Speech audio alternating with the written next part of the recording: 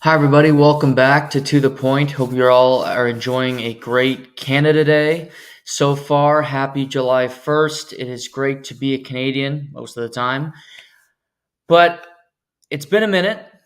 Um, I apologize for the delay. I did not podcast last week.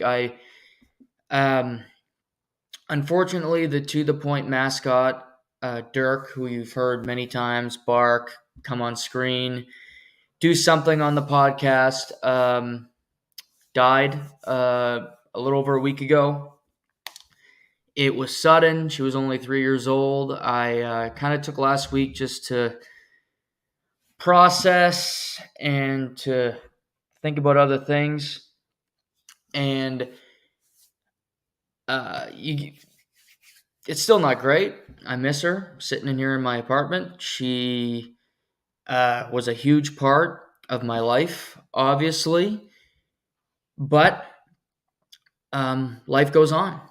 And that's one great thing about life is that um, time is healing. Time allows you to keep moving forward. Time forces you to keep moving forward. So while Dirk will be missed thoroughly, I'm glad to be back talking sports with all of you. I missed it.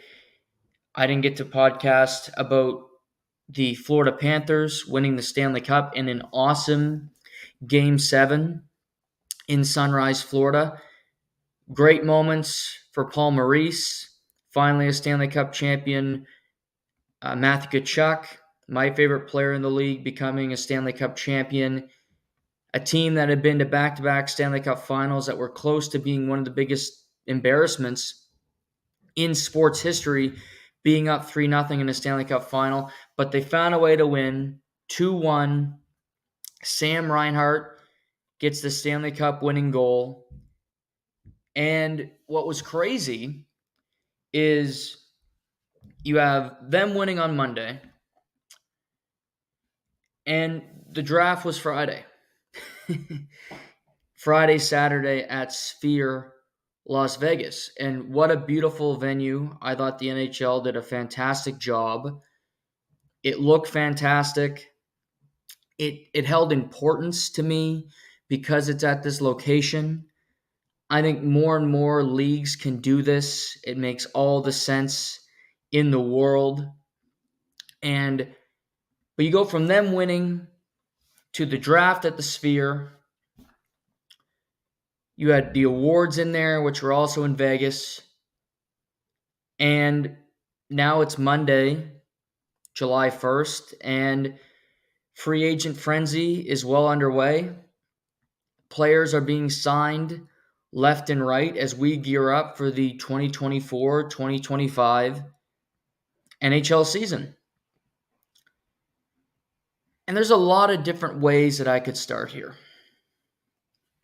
A lot of big contracts, a lot of things changing.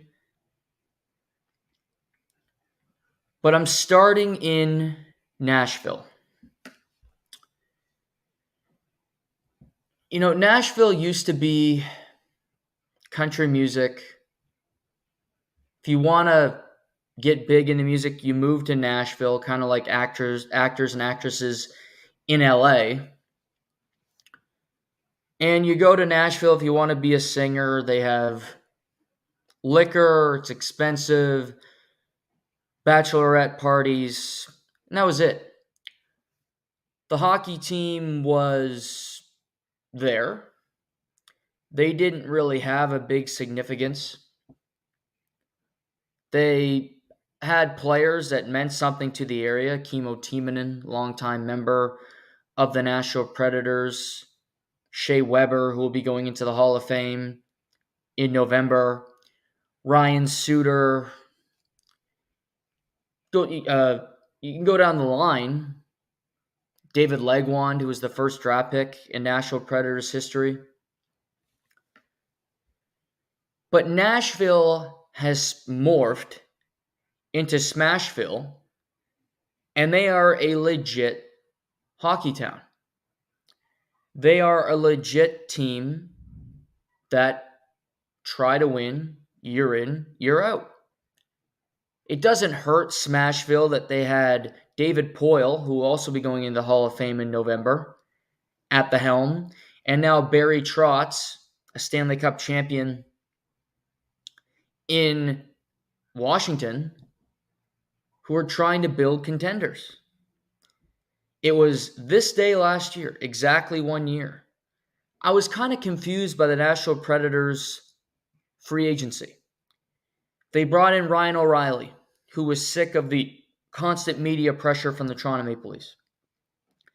They brought in Luke Shen, who was also a member of the Maple Leafs at the time. They were aggressive. They made some signings, and I think it's time for this team to rebuild. I don't think it's time for this. They had Ryan McDonough. Roman Josi was still on the team. I looked around going, they don't have the offensive touch. They don't have the skill position players to compete. Well, I was wrong because the Predators were a playoff team. They pushed the Vancouver Canucks in the opening round. You can make a strong argument they were the better team throughout that series. A couple bounces go the wrong way. Goaltending wasn't great. And they lose. But they don't look at the first round and go, okay, we made some mistakes. Yeah, we made the playoffs. They are now saying, you know what? Let's push it. Let's see how we can compete here. Let's see what we can do in the Western Conference to make ourselves a legit contender. And Nashville signed two of the biggest names available today. Starting with Steven Stamkos, who leaves the Tampa Bay Lightning after 16 years and 4 Stanley Cup appearances, including 2 Stanley Cup championships. One of the best players of his generation, one of the best goal scorers in modern NHL history, a consummate pro, a stud. And negotiations with Julien Brisebois, the general manager of the Tampa Bay Lightning, did not go the way that Steven wanted them to go. Reportedly, and this is all you can go by, he was offered $3 million a season, which I'm going to say I find that hard to believe, but I'm going by reports. Offered $3 to $4 million a year, which he was obviously not going to take. He scored 40 goals last year, 80-point player, still quite good in the face-off dot, still brings a lot of value to NHL teams. But Tampa said, we're comfortable with you leaving. We've had success with you. We've had success without you, true. Playing an entire Stanley Cup run without him and still winning. But Nashville, who traded for Ryan McDonough after Tampa went to their 3rd straight Stanley Cup final, are going back into the bag of tricks. They signed Steven Stamkos to a 4-year, $32 million contract. That's $8 million a year AAV. And it adds another sentiment, it adds another threat to their lineup. Couple things off the top. I don't think that it is cruel. I don't think that it's unfair for the Tampa Bay Lightning not to re-sign Steven Stamkos. I'm not one of those people that believes that you have to bring somebody back. I don't believe in that at all. And maybe because I think more like a GM than I think like a fan. Because fans are meant to think that. I don't think that way. Just because somebody has played for you forever doesn't mean that they have to play for you for eternity. That is not the rule. That has never been the rule. Employees work at companies for 30 years and they get laid off in the real world. And the company can release something, a press release will give you some money on the way out. They don't care. It's the bottom line, and that's just the way business works. Tampa Bay made a decision. They clearly looked at it and go, Steven's still a good player, but we feel that there are other good players available. We'll get to that in a second. And we want to go in a different direction. And I think that's totally fair. And would I be a little peeved if I'm Steven Stamkos? Sure, and for good reason. Because he's a good player and he still brings value, and I'm sure he was offended by that offer. Completely fair. However, I do not agree that, you automatically have to bring people back. What happens when you automatically bring people back is it can cause problems. It can cause you, look what Tampa has done this weekend when it comes to just signing everybody. When you win a championship, when you've had success, the automatic thing is, well, let's just keep everybody. It's really hard to do, and if you can pull it off, it doesn't mean you're going to be successful because you get older every year, you get a little more tired, the body's a little worn down, and other teams get better around you. Tampa kept Cirelli. Tampa kept Sergachev. Tampa kept Chernak, Kucherov, Point, Vasilevsky. Go through the list. Hagel. They kept the important guys. Players had to leave. Barclay Goodrow had to go because they couldn't afford him. They moved out Ryan McDonagh. They did not want to move out Ryan McDonagh. And oddly enough, now he's back with the Tampa Bay Lightning, no longer a member of the Nashville Predators. But I digress. They brought back all of those players that were instrumental to them winning. And you know what? They didn't win. And they've lost in the first round the last 2 years. And clearly, Julien Brisebois said, things need to change. We have a standard here. We view ourselves as a winning organization. Totally fine. You have one. There are organizations out there who treat themselves like a winning organization. They've won jack shit. So kudos to you because you actually did it.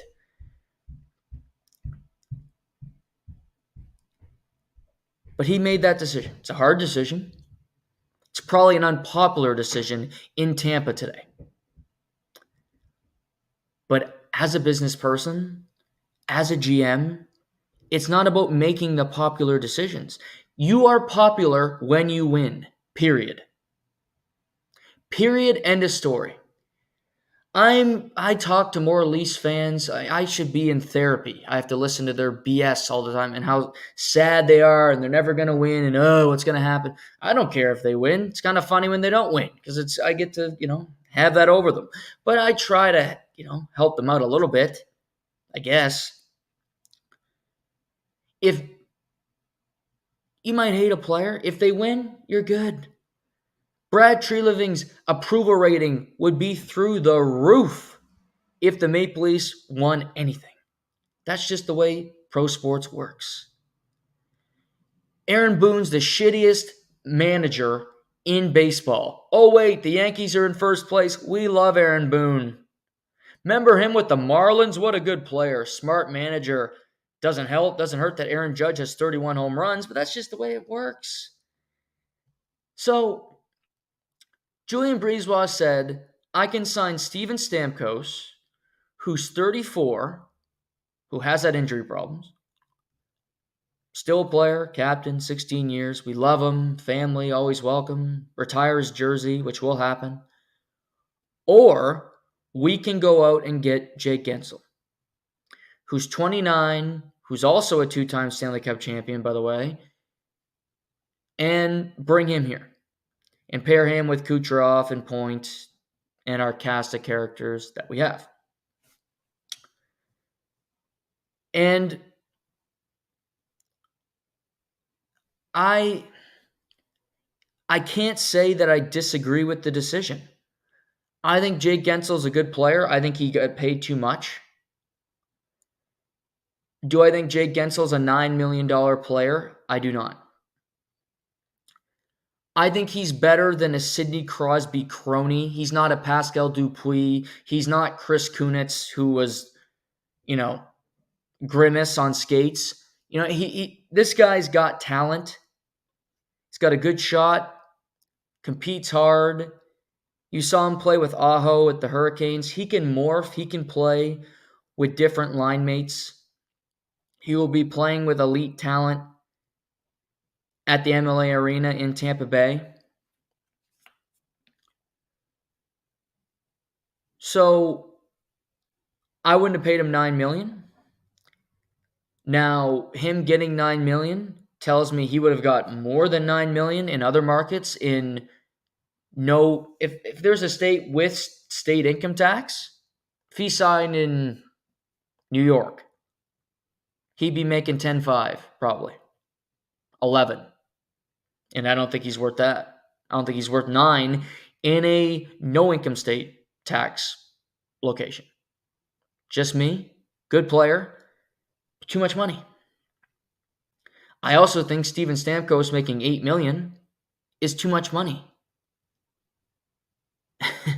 So I like centers more than I like wingers. But Tampa does have some good centermen. Cirelli's a good player. Point's a good player.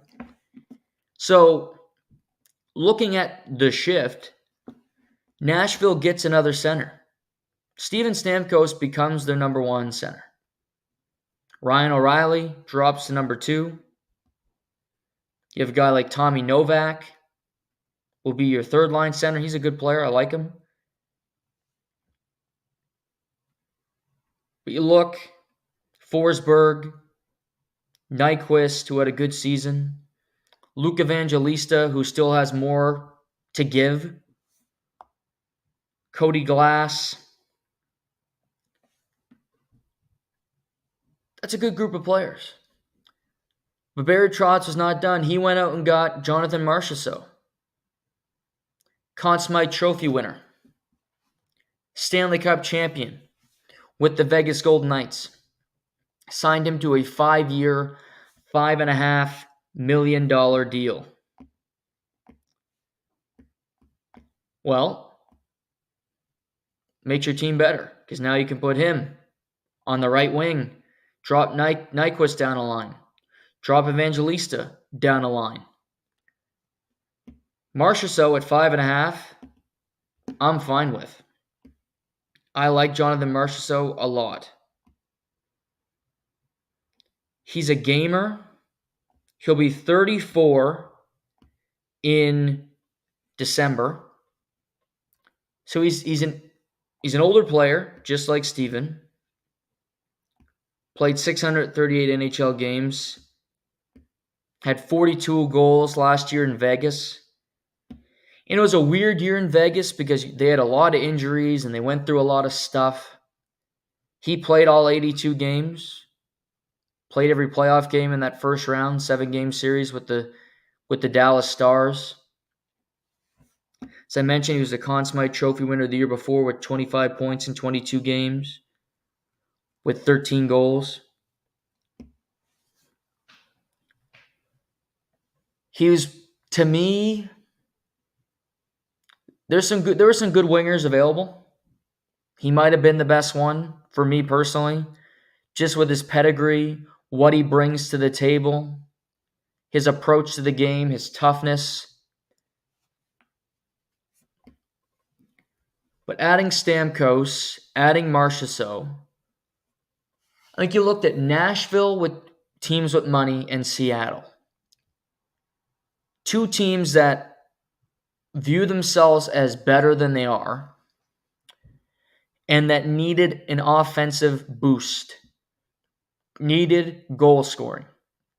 If you just look at it on paper, Nashville got 2 40-goal scorers today.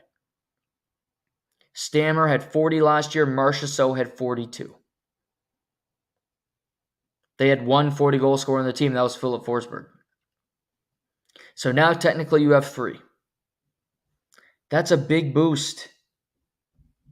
That's a good 2 good players coming onto your roster, onto a playoff team. Not to mention this offseason, they re-upped UC Saros. I thought you trade him to a team like a Carolina, like a Toronto, potentially to a Boston if they can't work things out with their goaltenders. Ottawa could be in that mix. But they signed him to an 8-year extension. They clearly really like him. Vezina quality goalie. And when you have a really good goaltender, you don't want to let him go. 8 years, 7.5.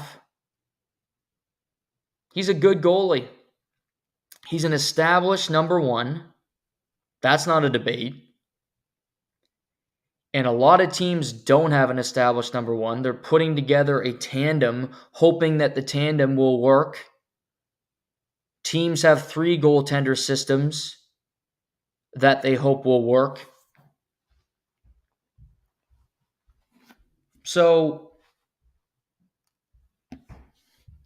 I can appreciate what Nashville's doing. And then they add Brady Shea, who comes over from the Carolina Hurricanes. 7 years, $7 million, $49 total million dollars for Brady Shea. Good player. It's a good player for sure.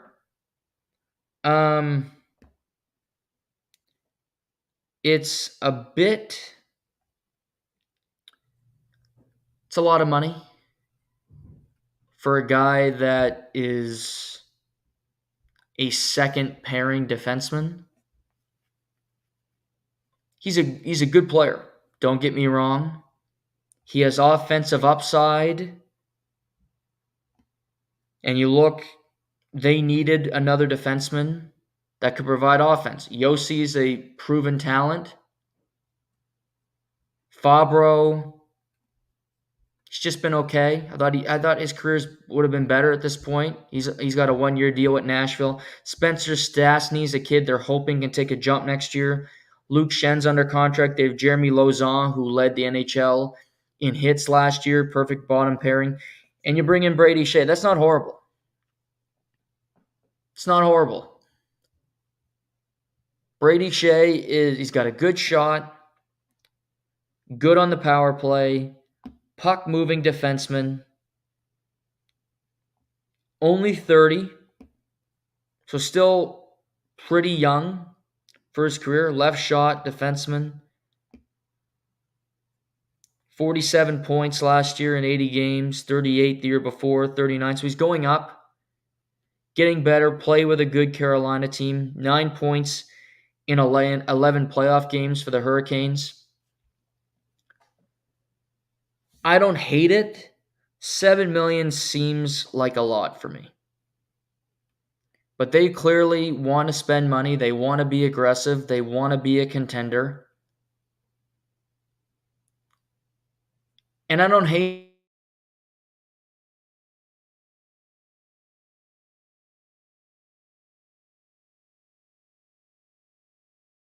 But I also think players want to go to Nashville. It's becoming a destination. It's becoming a place to be. And you got to use what's at your disposal. If a great place to live is one of them, then good for you that you have that ability. Some teams will never have that. They won't. And that's tough, but you got to overcome it. You got to find a way, make it interesting. But Smashville, they also get Scott Wedgwood to back up UC Saros next year. Very good established backup goaltender for Dallas the last number of years. So they got a good team. Now, Dallas is still going to be good.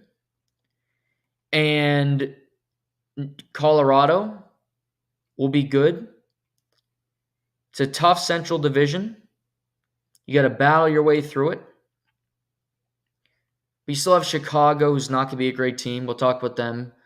St. Louis, who's kind of on the periphery. They're in the mix. I think they should be a playoff team, at the very least. I like what they've done. I think they have one more ace up their sleeve. And that is Yaroslav Askarov. He is their goaltender. American Hockey League, playing for Milwaukee currently.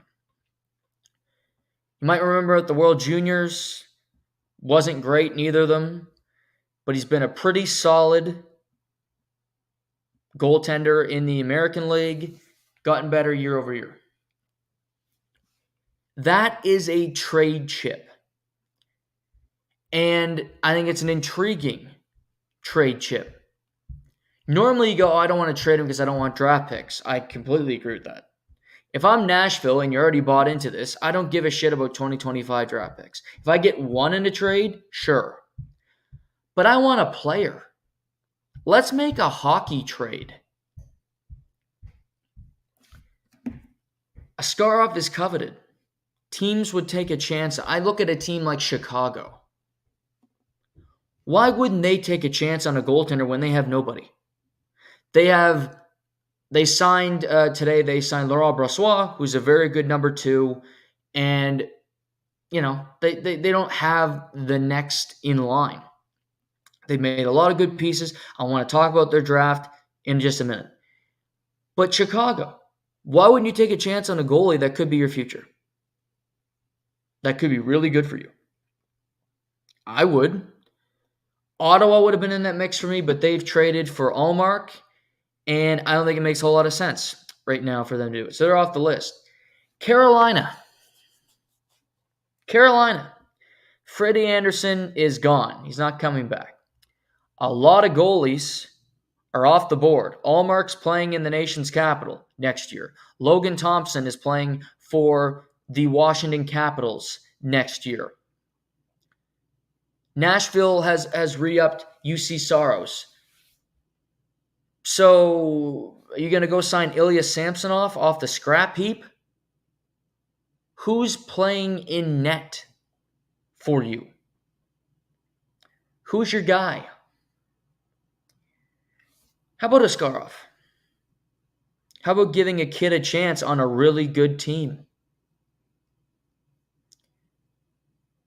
And I want a hockey trade if I'm Nashville.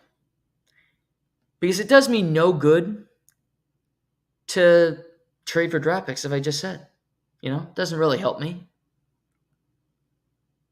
I look at their group. I like them a lot. I like their team. How about Marty Neckash? He's on the block.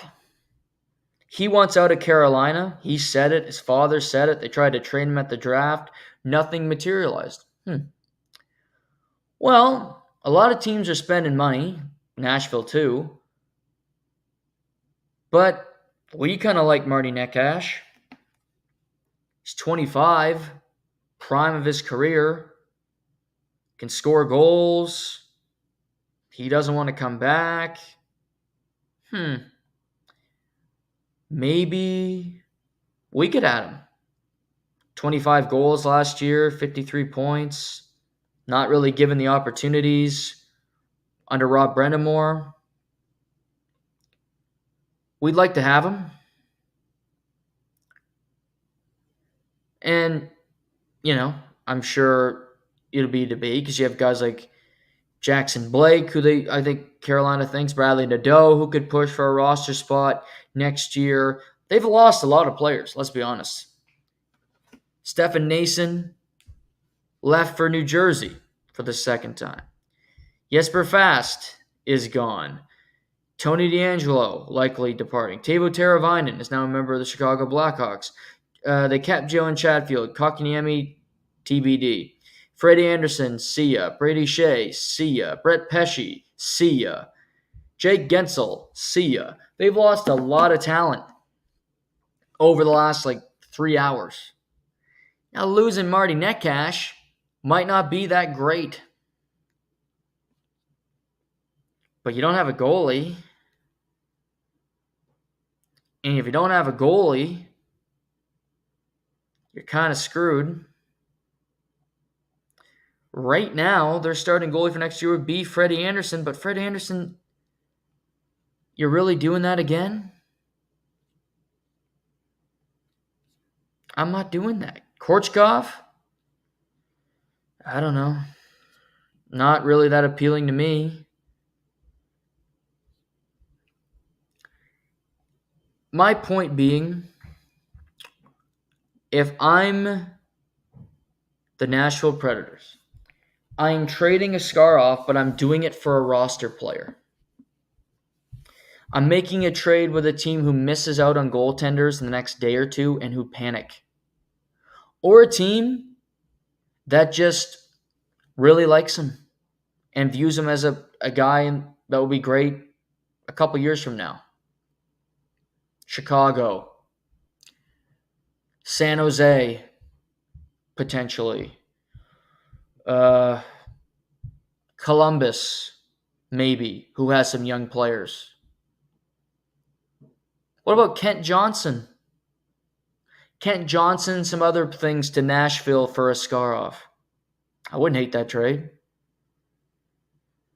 I think Kent Johnson has more to give under the right coach. Andrew Brunette's a pretty good coach. Right system, good veterans. I think there's my point being here with the Scarf, they have one more piece that they can play. Teams will always want goalies, and he's a good one.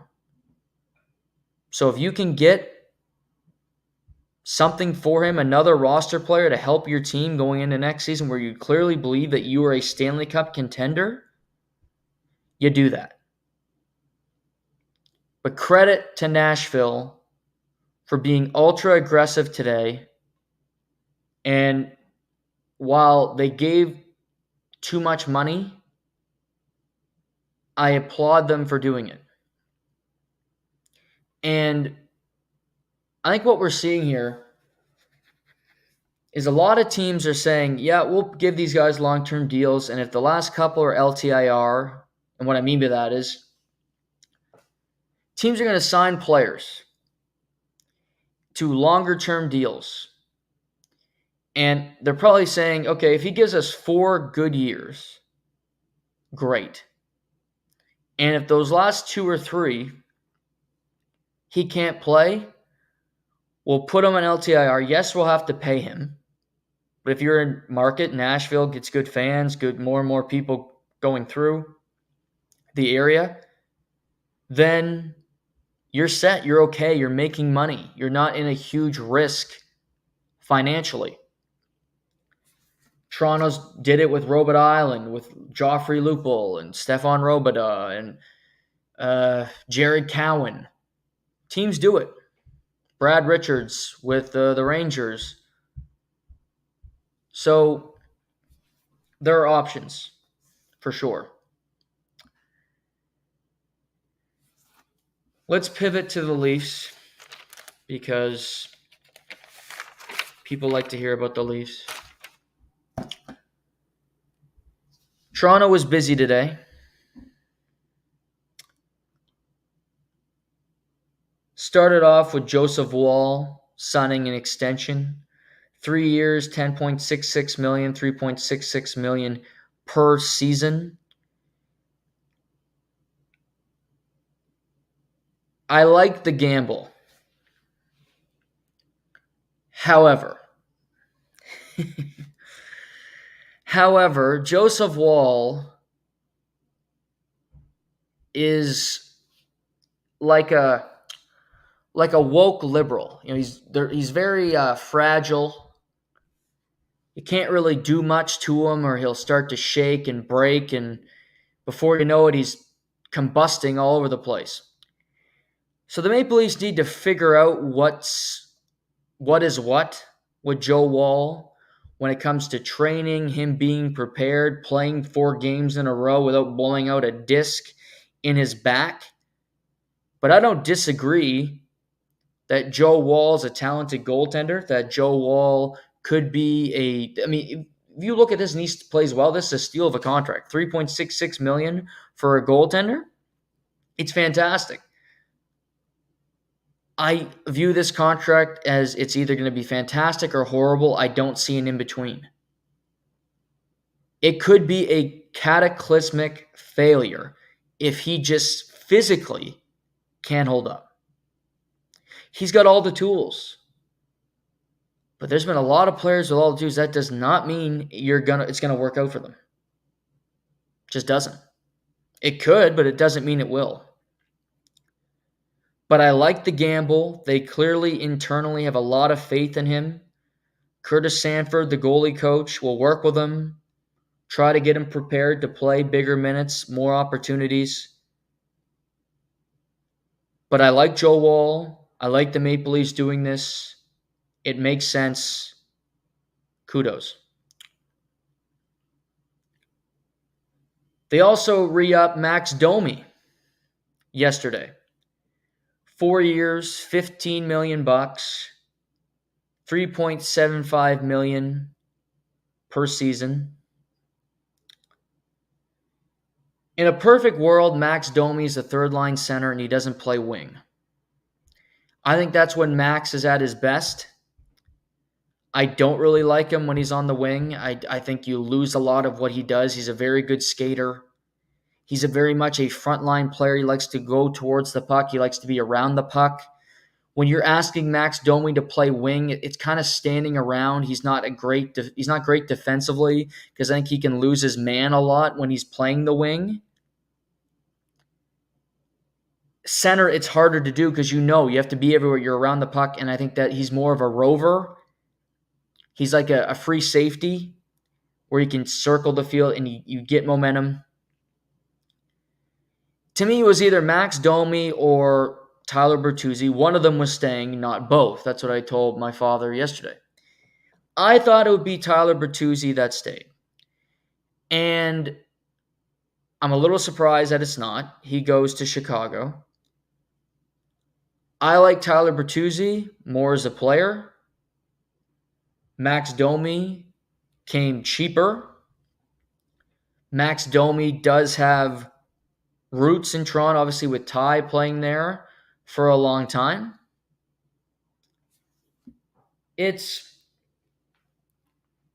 Max gets some security with a 4-year deal. Enough of the 1 years for him. He gets a slight raise from last year. I would have brought back Tyler Bertuzzi personally. I would have found a way to make that work. If you're looking at what he got in Chicago, 4 years, $22 million, that's 5.5 AAV. It's a good number. Good for him for getting it. If the Maple Leafs don't re-sign Timothy Liljegren, 2 years, $6 million, then they could have made it happen. That's money that could have went to Tyler Bertuzzi.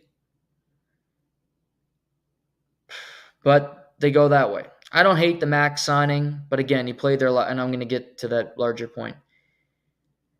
Timothy Liljegren coming back 2 years, $6 million, $3 million. I hate it. I'm not even going to pretend.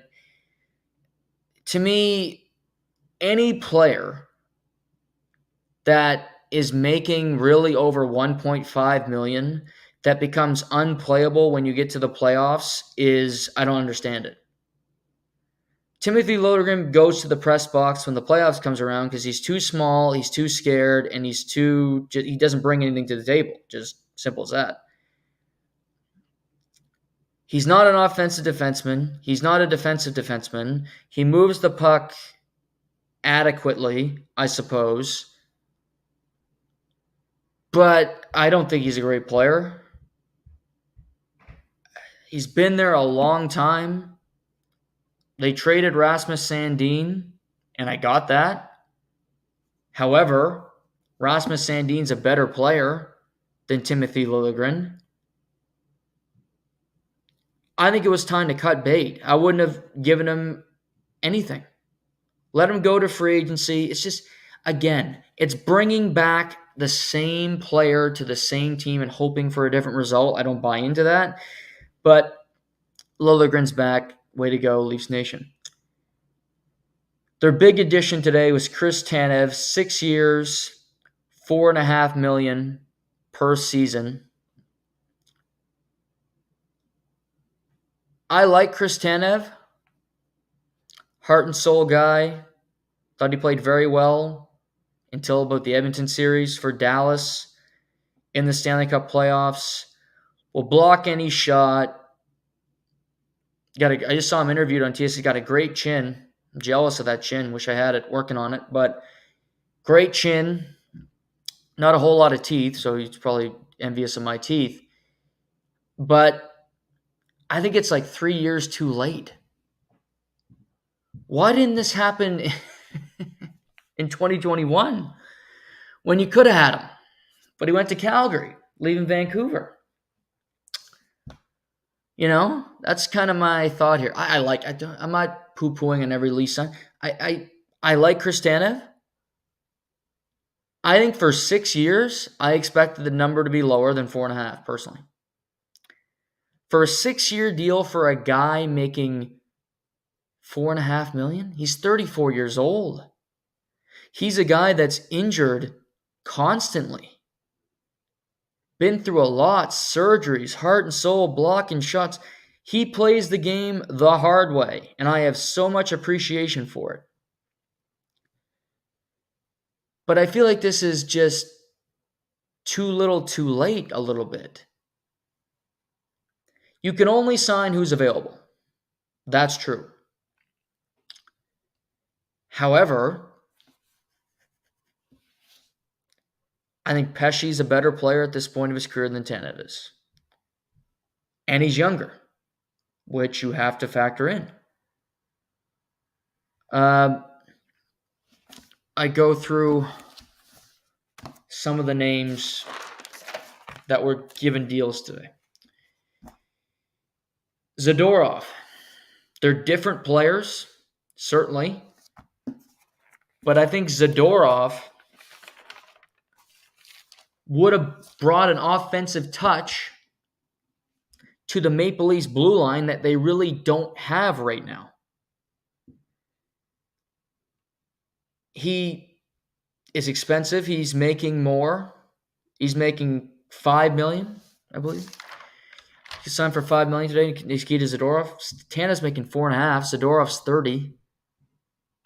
$500,000 for only one more year. They're different players. But again, so with Tanev, the Leafs also had Oliver Ekman-Larsson, who just won a Stanley Cup with the Florida Panthers. I thought he was really good all in all. He's not the OEL of Phoenix or Vancouver, which I actually think is a good thing. He's morphed. He's a big guy who can get in front of you. And I have an appreciation for his metamorphosis. He's only 32. I thought he was old. He'll be 33 July 17th. Feels like he's been in the league a long time. He's played 982 NHL games already. Had 32 points last year in 80 games. 76 penalty minutes. He's kind of more from an offensive guy to a defensive-minded player. And the Leafs needed some big defensemen. They needed some guys that aren't easy to get by, will get in your face, wear you down. And Tanev and Ekman-Larsson both will check that box. I do think Tanev will play with Morgan Rielly, and he will get a set defensive partner that he will feel comfortable with. So I don't mind either defense. I like the way that they're approaching it. Clearly, Treliving likes a big defense, likes a big, physical, tougher team to play against, which I agree with. I think one thing is clear now in the NHL. It is impossible to win with a small defense core, and the Maple Leafs are not going to have a small defense core. Also, the Maple Leafs added Anthony Stollarz from the Florida Panthers, who is the backup goalie to Bobrovsky. winning a Stanley Cup championship, and they also re-signed Matt Murray to be their number 3, 1 year, $875, who will likely be an American Hockey League goaltender to start the year, I would imagine. So I think all in all, Treliving over the last couple of days has made some good moves. And there's a couple things we have to remember for Leafs Nation. He can only do so much. I think it would have been smart to buy out John Tavares. That was never going to happen. I don't think it was ever on the table. That was me saying I would do it without hesitation, without remorse, and without caring, because that's the way I operate. I'm not a pajama boy, lover. I don't need to kiss his ass. I'm not a Leafs fan. I don't care. I'm about winning. Fact. They're not. That's fine. They need to care about feelings, and they need their fans to be happy with them. Whatever. It's probably why I haven't won in 50 years, but that's a whole other story for another day. Mitch Marner. Polarizing figure. But if he does not want to be traded, if the new coach does not want him to be traded, then it's highly unlikely that Mitch Marner will be traded. Craig Berube, this could have been just noise, but I don't think it was. He said, I look forward to coaching Mitch Marner. Tells me he's going to be on the team. Tells me he's not going anywhere. And Mitch Marner can sign a 7-year extension with another team next year if the Maple Leafs, if he wants to play out the year and go elsewhere. Or they may sign him to a new contract this summer. I think that's unlikely, but you never know. To me, the Maple Leafs are operating as if we have to try to build the best team around our core once again. It's not something fans want to hear. It's not something that I think if you're a rational thinker and looking at building a winner, that's going to excite you. Because this group of players has gone to the trough 8 different times. And they've come home with nothing to eat every one of those years. And they've never gotten close. So it makes it an interesting dynamic to work around. But if none of the players want to leave, and you can't force them to leave because the new NHL is to sign everybody to no movement clause, and credit to the agents for getting them, even for players who aren't worthy and there's no chance in hell I would give one to. I think Oliver Ekman-Larsson got a partial no trade coming in Toronto. That's nuts. He's a third-pairing defenseman. No third-pairing defenseman should be ever getting anything. You're lucky you have a fucking contract. Shut up and play. But that's the way it works. Ultimately, do I like their defense score more today than I did in May when they lost? Yeah, I do. Tanev, Ekman-Larsson, bigger men, harder to play against. TJ Brody is gone. Shalom to that. But do I think that they're a legit Stanley Cup contender? I don't. Because I think you'd have to be crazy to think that they are. They're a playoff team, like they are every year. They will be competitive in the Atlantic Division, like they are every year. But can I definitively say that they should be the favorite against Boston going into if the playoffs started today? I don't think so. Boston, on paper, has a better goalie. Boston beat them this year. Boston added Nikita Zadorov and Elias Lindholm today to their team. Tampa adds Jake Gensel, moving pieces out, freeing up money to make things happen. So I think the Leafs had a good day. I'm going to wrap it up with that. I think they had a good day. None of their signings are crazy. The Tanev one is crazy, but I think they're looking at it as a 3-year deal and 3 years on LTIR. So that's how you rationalize it.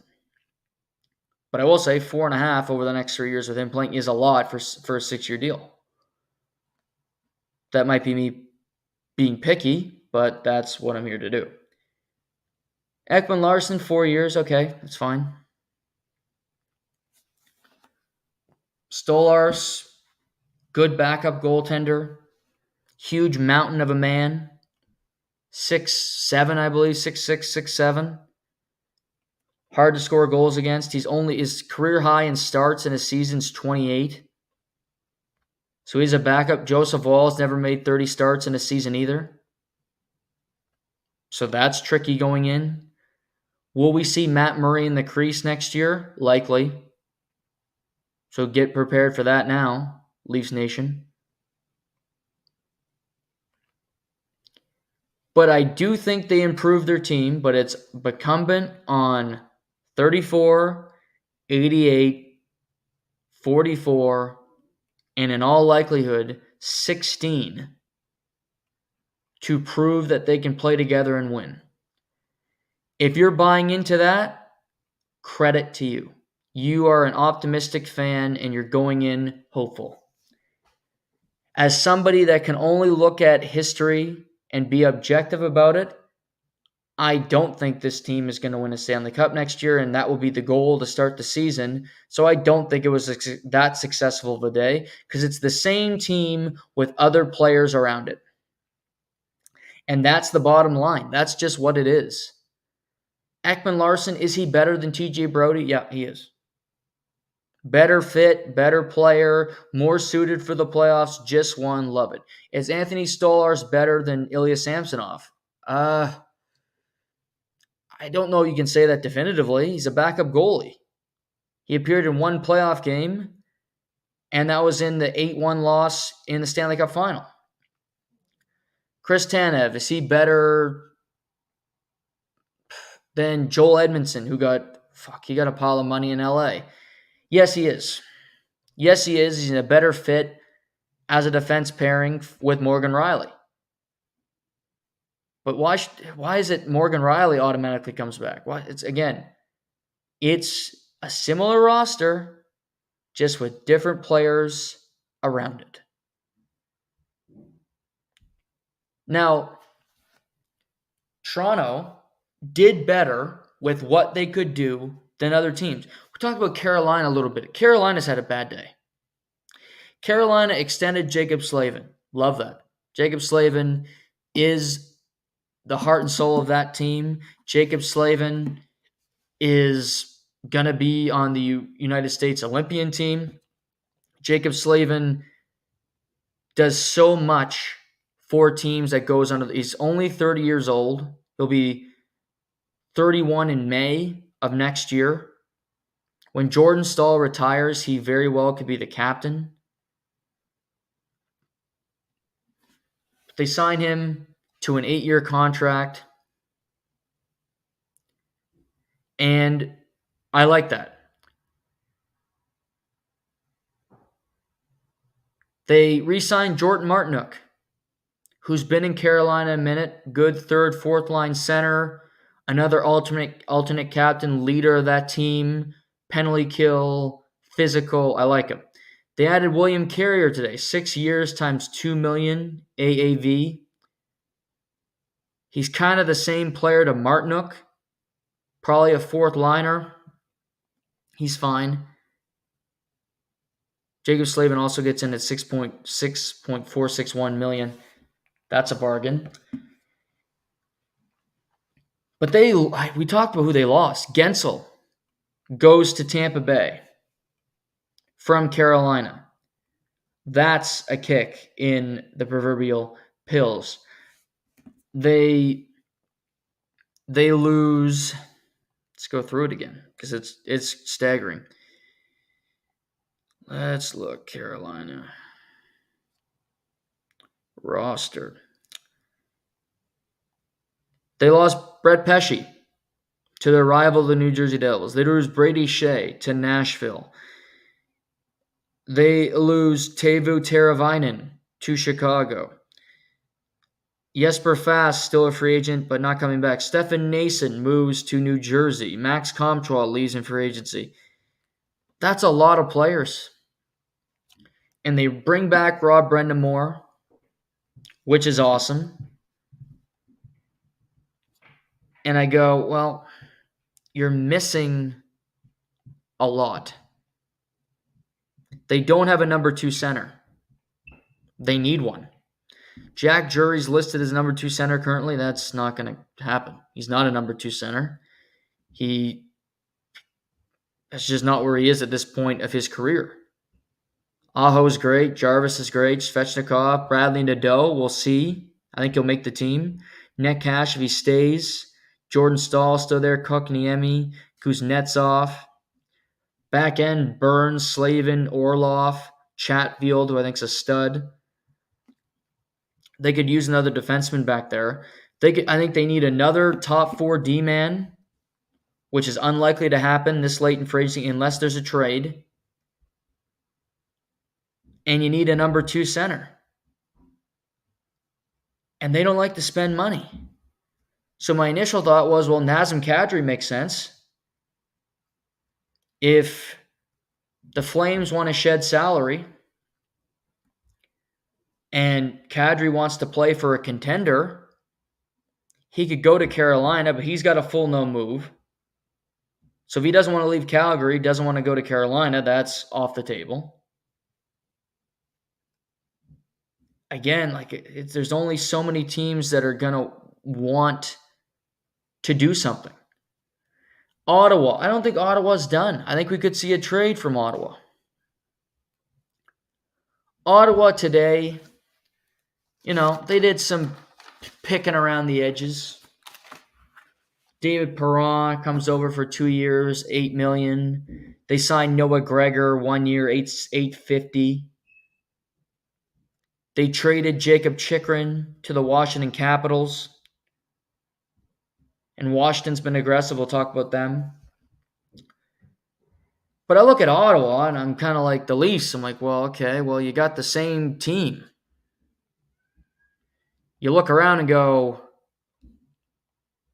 yeah, it's still Batherson and Kachuk and Norris and Stützle and Giroux and Joseph and Gregg. This is the same team. All those young players.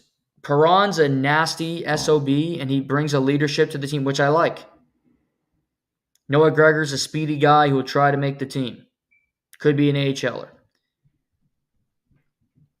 Sanderson, like him. Zub, like him. Shabbat, Jacob Bernard Docker. Shane Pinto's an RFA, and they can't come to terms as of now. That could be a trade target for Carolina. He's a good player. He's got some bite to his game, brings a lot to the table. That's an option. But I think the Senators could come up with a hockey trade somewhere. I think they want to bring in just something different to the table. Have a splash. But we'll see. I think for Carolina, you need to look at a number 2 center. Because your team won't be as good. You won't be as threatening as you have been in past years.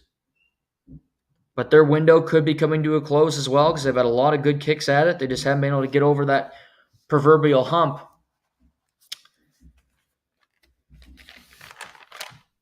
Couple teams that I've liked what they've done, which was kind of surprising. I didn't expect much out of Washington, but they've been aggressive. Started with Pierre-Luc Dubois, picking up him. They get Logan Thompson from Vegas to pair him with Charlie Lindgren, which is not the worst pair that I've seen. Charlie Lindgren was really good for Washington last year. Logan Thompson is a very kind of unique goaltender, very athletic. was kind of thrown in the shadows behind Aiden Hill. So you got some interest there. But then Vegas also goes out and gets Jacob Chikrin from the Senators for Nick Jensen, who's kind of a bottom pair defenseman, and a 2026 third. So Ottawa doesn't get a whole lot in return. Clearly, they want to get rid of him. I like Nick Jensen as a bottom pair guy. He helps their defense. And they also signed Matt Roy today from Los Angeles to a 7-year, $5.5 million deal. So Washington, who made the playoffs somehow last year, don't know how they did it, but they made it happen. All of a sudden you go, well, it's not the worst team I've seen. Ovi coming back, Dylan Strome, Tom Wilson, Oshie. They re-up Connor McMichael, Majanapani, PLD, Hendrix Lapierre, Sonny Milano, Nick Dowd. You look on the back end, John Carlson, Chikrin, Sandin, Matt Roy, Favory, with Lindgren and Logan Thompson, who will likely split starts. It's an interesting approach. I still don't, they're not a Stanley Cup threat, but clearly Ted Leonsis, the owner of the team, and Brian McClellan, the GM, said, we're not going to move Ovechkin. We want him to set the goal record as a member of the Washington Capitals. And while Nick Backstrom is retiring and we have other guys on our team who are aging, let's try to remain competitive. Let's try to be a playoff team in a division that isn't that good. I don't expect Philly to be crazy competitive next year. Pittsburgh just traded Riley Smith to the New York Rangers. So Pittsburgh's kind of in this weird middle ground where they're close, but they've missed the playoffs the last 2 years. And Sidney Crosby's entering the last year of his contract, so he'll have decisions to make moving forward. I don't mind it for Washington.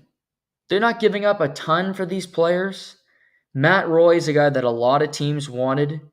He plays in LA. You probably don't see him play a lot. He's good. He is a good player.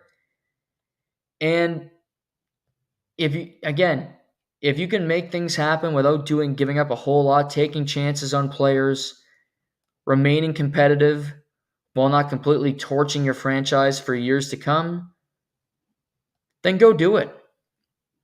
Do what you can. Like Chicago. I thought Chicago has had a really good couple of days. In the draft, they take Artem Lushanov with the second pick. And I probably would have taken Demidov, who ultimately goes to Montreal with the fifth pick. But they like him the best. He doesn't have that Russian tie. He can come over and play right away, and I think that scared a few teams. So you get him at number 2. Then you trade up in the first round because you want to make a couple picks, and you take Sasha Boivert, the right winger, 18th. So you get another player in the first round. So I like their draft picks. I like their approach. Aggressive. Trade up to get another draft pick, just like San Jose did. San Jose getting Celebrini, obviously number 1, and then getting Sam Dickinson somehow at number 11. I like their approach. I thought they had a great first round of the draft night. And then you look at a team like Chicago today. Get Tyler Bertuzzi, 4 years, $22 million, $5.5 million per. Teuvo Teravainen making similar money. They did not have enough talent last year. They knew it. And Connor Bedard just won Rookie of the Year. He's a stud. And they said, we have to do something. We're not going to be a competitive playoff team yet. We want to start to build something. So now you look and you go, we got Taylor Hall, who will be back healthy, Connor Bedard, Philip Kurashev, Frank Nazar is coming from college. Lucas Reichel, Andreas Athanasiou, Tyler Bertuzzi, Teuvo Teravainen, Laurent Brossoit, Cole Gutman. They got Ilya Mikheyev from Vancouver, salary dump. Nick Foligno. On the back end, Korchinski and Vlasic are two guys that they view as the future. Seth Jones is still there. Connor Murphy, Wyatt Kaiser. It's still a young team with Mrazek and Brossoit between the pipes, but it will be more competitive than it was this year. They will be better than they were this year. This is what you have to do. You don't get to push the chips all the way in yet because you're not ready to play with the big boys, but you don't want to be a joke either. They picked 1 and 2 in the last 2 drafts. I think if you're looking at Chicago, you'd like to pick 8 to 10 in 2025 because that means you had a pretty good season. You're not going to be spending a whole lot. Free agents will be available. Connor Bedard will be a year older, a year better, ready to compete. And then you can start to make moves, trade away. You have a lot of draft picks in the next couple of drafts. So I think Kyle Davidson had a good couple of days. I also think Mike Greer had a good couple of days. San Jose adds Tyler Toffoli today, 4 years, $24 million. They've added a couple of veterans this summer in Toffoli and Barca Goodrow to the mix to play with the youngsters. Seattle. Haven't gotten to Seattle yet. Seattle Kraken, their biggest fault as a team, they can't score. They can't score. They defend pretty well. Vince Dunn is an offensive defenseman who can move the puck, who played a ton of minutes last year. But they need more up front, and they need more from the back end. It started with Brandon Montour, Stanley Cup champion, who was fantastic 2 years ago. Didn't have as good a year this year, but I like Brandon Montour a lot. I think highly of him. I look at Brandon Montour, and if you could pair him with Adam Larson, I think you have a really fun pair. I think you have two good players together and kind of a yin and yang of what they bring to the table, or Dumoulin and Brandon Montour, either or. But if you look at it, Vince Dunn, Adam Larson, Dumoulin, Riker Evans, Will Borgen, Jamie Alexiak, that's a pretty good defense core for Seattle. Up front, they still need help. And I think that Chandler Stevenson, who they also had today from Vegas, Stanley Cup champion, 2-time Stanley Cup champion with Washington and with Vegas, will help. He will add offense. He will play penalty kill. Very competitive. Brings a lot to the table. Intangibles a la Max. The thing for me is he'll help with that. But I look at Vegas. They need some players. They need guys on this team just to play better. Matty Beniers. Shitty second year. Sophomore slump. Okay. It's your junior year. Time to play, buddy. Burakovsky. You can't just no-show the year. You did last year. Jared McCann, you're fine. Schwartz, play like 10 games would be nice. Yanni Gord, Bjorkstrand, score some goals would be nice. Shane Wright, he should make the team out of camp, see what he can do. What are you as an NHL player? What value are you going to bring? Seattle, their American League team, Coachella Valley, has made it to back-to-back Calder Cup finals playing against Hershey. So they have good players in the minors playing well, trying to, become champions. Brandon Tanev still on the roster as of now. I know Ottawa really wants him. We'll see.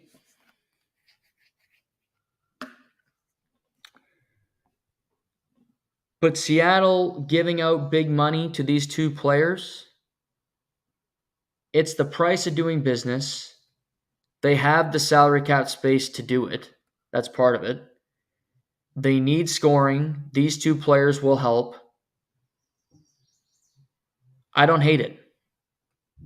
To me, Chandler Stevenson's a guy that's just a competitor.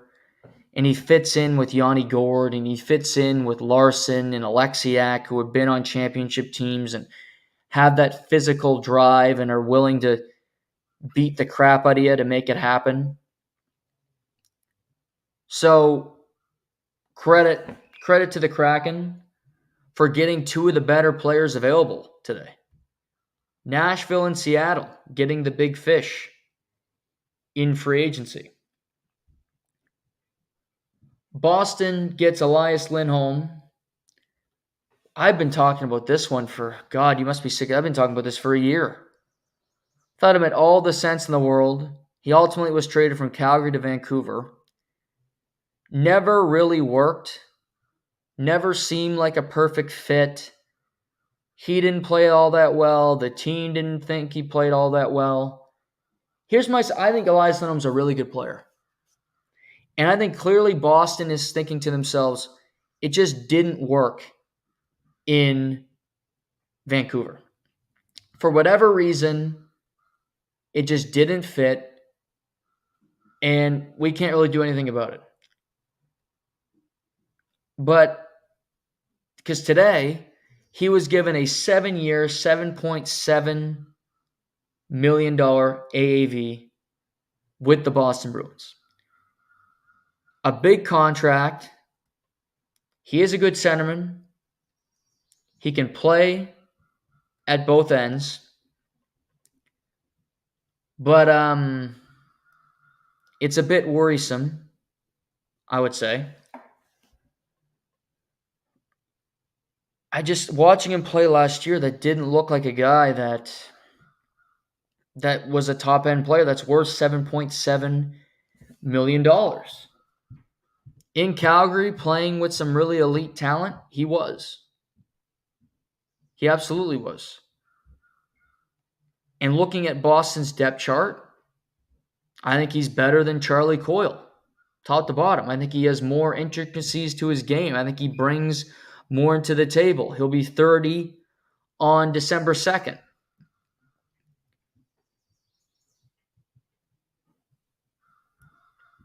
And he's never been an elite goal scorer. He's more of a passer. He's more of a distributor. Career high in points was 82 in 21-22 with the Flames.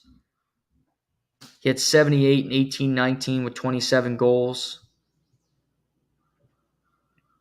So I think if Boston is looking at it going, if we can get a 30-goal scorer out of Lindholm, we put him on a line with Brad Marchand.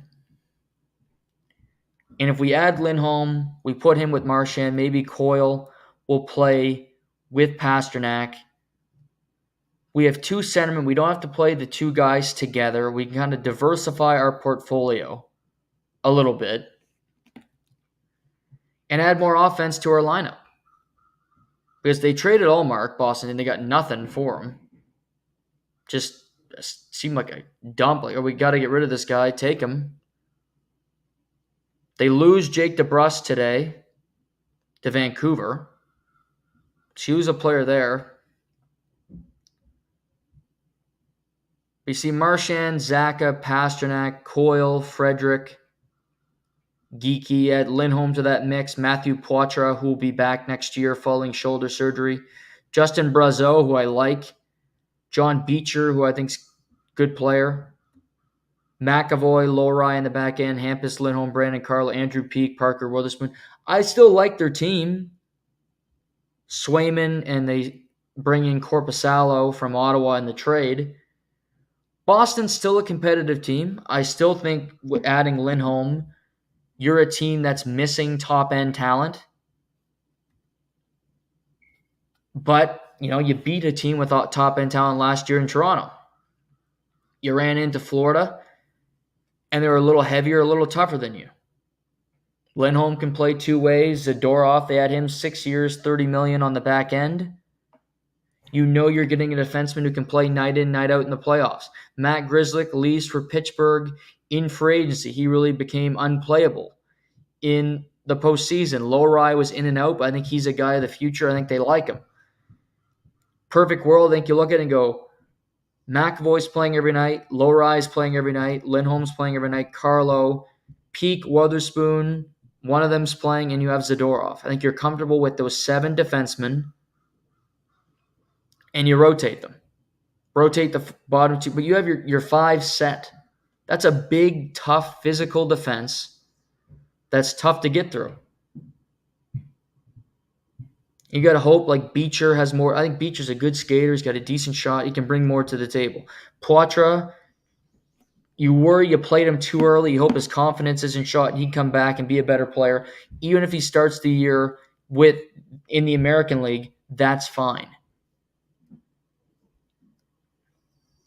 It's too much for Lindholm for me because I'd want a cheaper number off of what I saw last, which wasn't that impressive as a product. I'm fine with that Zadorov deal because I think that's the price. What we've seen today, Matt Roy got 7 years, 38.5 from Washington. I think Zadorov's a better player than Matt Roy. DeBrusk, 7 years, 38.5. Zadorov, DeBrusk, they're close. They play different positions. Sean Monahan in Columbus got $5.5 million. I think it's a great story. Sean Monahan had 8 surgeries in one offseason in Calgary. I think the guy competes really hard. I think he wants to win, and he worked hard to rejuvenate his career in Montreal. Then he went to Winnipeg and was a productive player there.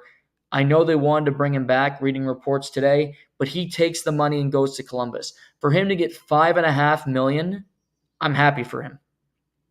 Because he could be out of the league and he's not. And I credit perseverance. But if he's getting 5.5, Zadorov is worth 5. If I look at the market today, that's how I look at things and how I gauge it. Zadorov's a $5 million defenseman. If Monahan is a $5.5 million center iceman. Because center and defense are so important. I really think the back end. Because Bobrovsky was good in the play. He wasn't great. He wasn't as good as he was last year. And the Panthers won the Stanley Cup. Adin Hill was good, not great. Vegas' defense was elite. They won the Stanley Cup. So I think Boston had a good day. I think they're looking around and they're saying, we don't have to blow it up because we can remain competitive where we are. And I don't disagree with their sentiment, and I think that's kind of what the Maple Leafs are thinking as well, and I don't disagree with them. These teams are going, we haven't won in a while. We've had our similar core for a while, but why can't we break through? Florida keeps a lot of pieces, but they lose some as well. Kevin Stenlund joins the Utah Hockey Club. Ryan Lomberg joins the Calgary Flames. Brandon Montour departs for the Seattle Kraken. So you're missing players from your team. They're likely going to lose Tarasenko, net positive. They lose Stollarts to the Toronto Maple Leafs. You're hoping, I'm sure internally they're saying Spencer Knight, after playing an entire year in the American League, will be our backup goalie next year. And our goaltender of the future, if he can keep his head on straight. So you're saying, well, Florida's weaker. Tampa, we don't know. Gensel for the Stamkos trade. But they lose Sergachev to Utah. And they lose Tanner Jeannot to the Los Angeles Kings. So that things are happening there. So while I think the Atlantic Division remains incredibly competitive because you have Tampa, Boston, Toronto, Florida, all were playoff teams last year. Ottawa remains an enigma and remains a piece away from being a piece away. But they got a goaltender in Allmark, and you trade Chychrun for a bucket of chicken, and I still think they're going to do something this summer. and it's going to be a trade. It's not going to be a free agent buzz, but I think something's going to happen there. Buffalo.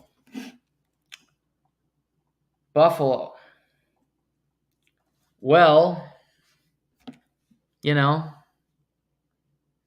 Buffalo's been kind of quiet today. However, they have signed a lot of their guys long term. So contrary to popular belief, Buffalo doesn't have a whole lot of money to part with. They added Sam Lafferty today, 2-year deal. Add Jason Zucker, Nicholas Obey-Kubel, Jacob Bryson. So some depth players to their team. They lose Eric Comrie, who goes back to the Winnipeg Jets for, I think, his 4th stint. Buffalo, Thompson, Tuck, Peterka, Zach Benson, Cousins, Jack Quinn, Greenway, Peyton Krebs, Yuri Kulich, Matthew Savoie, Isaac Rosen. It's a young team. Young team that'll be fun to watch. We'll see what Lindy Ruff does with it, but not a whole lot of changes. Ukko-Pekka Luukkonen, Devin Levi, between the pipes, same goaltenders as last year, same young guys, we'll see. But Buffalo, kind of another enigma. Montreal will not make the playoffs, but I think they had a good draft. And they're not pushing it. They're doing little things, trying to get better towards the future. But they won't be a playoff team next year.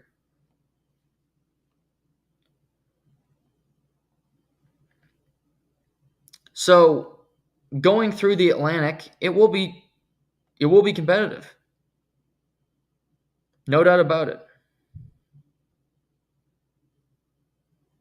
Red Wings, quiet day. Add Jack Campbell to a 1-year deal. Sign Eric Gustafson to a 2-year contract. Sign William Lagesson. Sign Cam Talbot to a 2-year contract. Patrick Kane comes back on a 1-year deal. If they didn't crater in February, they would have been a playoff team, which would have been a good season. They do have good talent. Larkin had a good season. Lucas Raymond had a fantastic season. Kane had his moments. So they have some work to do. I don't think they're a playoff team yet. The way things stand right now, these 4 teams the 4 teams that made the playoffs last year will likely be the favorites to be the 4 teams that make the playoffs this coming year. So those teams are good. And they have elite talent and they know what they're doing. So it makes it difficult.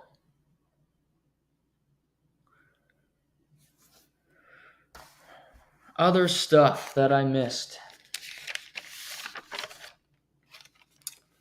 Sam Reinhart returns to the Florida Panthers, 8 years, $8.65 million per season. Good deal both ways. He would have made a lot more outside of Florida, but no state income tax. You get it done. Kulikov, 4 years, $1.15 million per. Good number. Depth defenseman. You keep him. Connor Brown returns to Edmonton Oilers, 1 year, $1 million. Good for him. Victor Arvidsson, 2 years, $8 million. He's got some upside. I like taking a flyer on Arvidsson, a couple injury-plagued years, but when he's on, he's a great player. Vancouver, Jake DeBrusk, 7 years, $5.5 million per. Vancouver, obviously a playoff team last year, another competitive winger. You keep Dakota Joshua. You keep Philip Hronek. You bring in DeBrusk with JT Miller and the crew that they have there. They lose Ian Cole to Utah, but I like Vancouver. They also had Kiefer Sherwood from Nashville and Danton Heinen today, also from the Boston Bruins. So they had a couple wingers to their team. Calgary adds Anthony Mantha and Ryan Lomberg. They haven't said a complete teardown, but they are sure leaning towards it the way you're looking at their team. New Jersey adds Brett Pesce, 6 years, $33 million total, 5.5 per season. So that's a lot of news. That's a lot of stuff happening. The draft, I thought San Jose had a good night. I thought Chicago had a good night. Tisha Ginla going to Utah. Cool story there. Zane Pekaresh going to Calgary at 9. I think they got a steal there. Cole Yzerman, 20 to the Islanders. Best goal scorer in the draft. Teams did not like his defensive play. Okay. Hardest thing to do in sports, score goals. You can teach defensive play. Alex Ovechkin's had a decent career. Steven Stamkos has had a decent career scoring goals, but hey, sure, his defensive play sucks. Let's kick him to the curb. Stupid, but I think good for the Islanders, who also added Anthony Duclair today via free agency. So there'll still be more moves, and we will talk about them on Wednesday's show. We're going to talk about the NBA free agency as well, because there's a lot happening there. Bronny James is now a Laker. Big surprise. Klay Thompson is gone to the Dallas Mavericks. So we'll talk about that on Wednesday. We'll also talk about UFC 303 on Wednesday's program. It is July. Sports are kind of coming to a halt here. We do have baseball. Although if you're a Blue Jays fan, you're probably not that excited. We got the All-Star game in a couple weeks. We got MMA. I've been watching the Euros, the soccer, and the Copa America with Canada into the quarterfinal. They're playing Venezuela, I believe, on Friday night. So that's exciting for the country. We also have the Olympics coming up in a number of weeks. So we will have stuff to talk about this summer, and if NFL training camps will open before we know it. So lots on the horizon. But this is a fun show. I love free agency. I love breaking down these things. Let me know your thoughts.